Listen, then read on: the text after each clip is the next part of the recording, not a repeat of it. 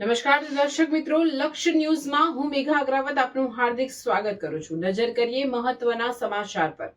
રાજસ્થાન રાજ્યના જાલોર જિલ્લાનું ચિતલવાના તહસીલના હોતીગાંવ ગામે સ્થિત પ્રાચીન મહાદેવ મંદિરે મહાશિવરાત્રી પર્વ નિમિત્તે ભવ્ય લોકમેળાનું આયોજન કરવામાં આવ્યું હતું। મહાશિવરાત્રીના પવિત્ર દિવસે વહેલી સવારથી જ ભક્તોમાં ભારે ઉત્સાહ જોવા મળ્યો હતો। હર હર મહાદેવના જયઘોષ સાથે શ્રદ્ધાળુઓએ શિવલિંગ પર દૂધ, બેલપત્ર અને ફૂલો અર્પણ કરી પૂજા અર્ચના કરી હતી। દિવસભર મંદિરે ભક્તોની લાંબી કતારો જોવા મળી હતી। મેળા પ્રસંગે ગ્રામજનો તથા આસપાસના વિસ્તારોમાંથી મોટી સંખ્યામાં લોકો ઉમટી પડ્યા હતા। સાંજના સમયે મંદિરે વિશેષ શૃંગાર અને આકર્ષક લાઇટિંગ કરવામાં આવી હતી, જેને કારણે મંદિર પરિસર ભક્તિમય માહોલમાં ઝળહળી ઉઠ્યું હતું। ભજન, કીર્તન અને ધાર્મિક કાર્યક્રમો દ્વારા સમગ્ર વાતાવરણ શિવમય બની ગયું હતું। મેળામાં નાના મોટા વેપારીઓ દુકાનો ગોઠવી હતી, જ્યાં મીઠાઈ, રમકડા અને વિવિધ ઘરગથ્થુ સામાનની ખરીદી માટે લોકોમાં ઉત્સાહ જોવા મળ્યો હતો।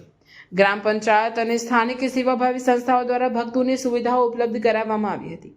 આ રીતે હોતીગાંવ મહાદેવ મંદિર ખાતે મહાશિવરાત્રીનું પવિત્ર પર્વ શ્રદ્ધા અને ઉત્સાહભર્યા માહોલમાં ઉજવાયો હતો, જે સમગ્ર વિસ્તાર માટે આસ્થાનું કેન્દ્ર બની રહ્યો હતો।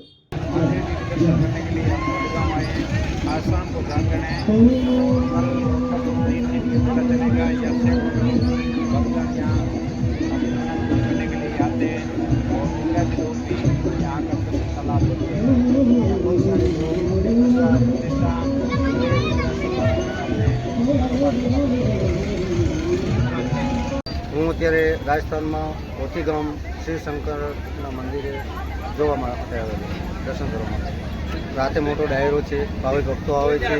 અત્યારે 75% વસ્તી ગુજરાતની છે અને 25% જ રાજસ્થાનની છે।